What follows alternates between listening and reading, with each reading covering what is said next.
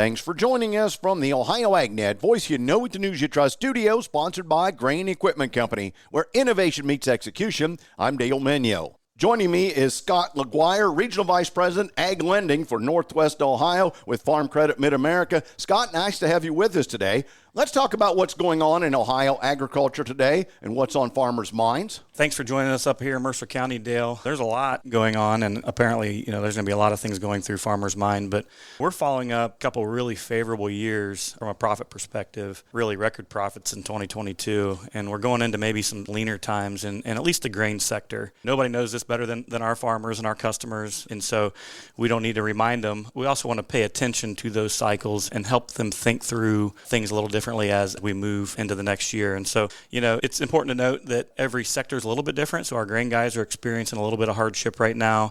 Our protein guys are still seeing profits on the farm. And so it's a reminder to everybody as we move from this harvest into next year just to stop, think, and reposition themselves going into next year and drill down into that profitability part. That's why we're here today. As you looked at that, it's interesting you say how much profit, and say, well, that's a pretty good sized profit. But the nice part about this is you are farmer owned, farmer driven, always talking to the membership, patronage refunds coming back to it. That's a good thing for everybody who's a member, big picture. Yeah, so from a cooperative standpoint, farmer owned, we're real proud of the benefits that we bring to the farmer's table. There's a host of them, one of them being our patronage program, and we're really proud of that. We're 8 years into it. It's been about $1.25 billion back into our farmer owners' hands.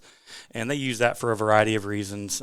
Some of them bring them back, put it on their operating loan, some of it investments in their farms. We don't really dictate how they use those funds, but it's a nice shot in the arm for them. They get those checks in March. And the fine print is our board votes on that every December. We're in a really good position as a cooperative, and I know we believe in that value that we bring, to the farmer's bottom line. And thank you, Scott LaGuire, Regional Vice President, Ag Lending, Northwest Ohio. Today's weather brought to you by Seed Consultants. Simply better performance online at seedconsultants.com. Here's the forecast. Sunny, warm, and dry here for the foreseeable future. I'm Chief Meteorologist Ryan Martin. Let's take a look at your forecast update.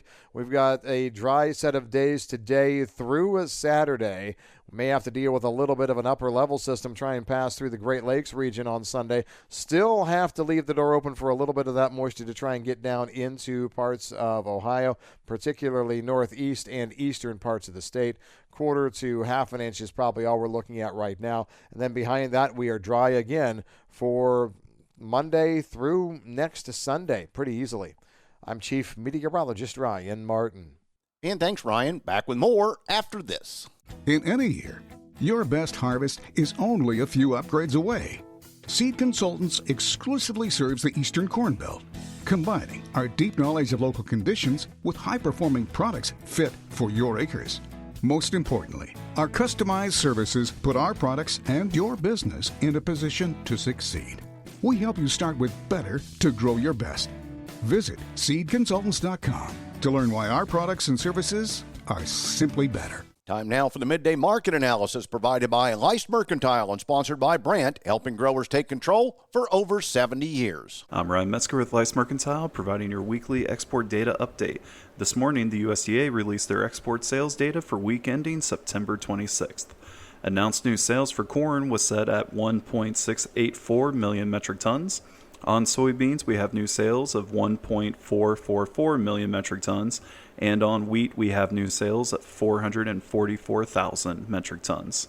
To now meet the USDA's export target, we need weekly sales of 814.6 thousand metric tons of corn, 634.5 thousand metric tons of soy, and 223.7 thousand metric tons of wheat.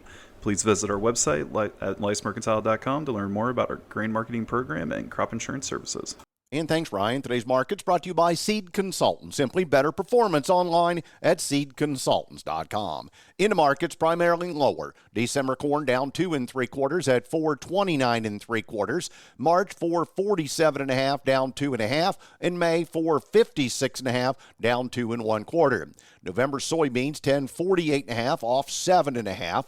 January 1067 down 7 1/4. In March $10.81 3/4 down 7. The December wheat is down 6 3/4 at 608.5. March 631 down 6 1/4, and July down 5 1/2 at 649 1/4 cents. In livestock, October cattle 187.22 down 20. December though is down 50 cents at 187.20. February also down 50 cents at 187.90.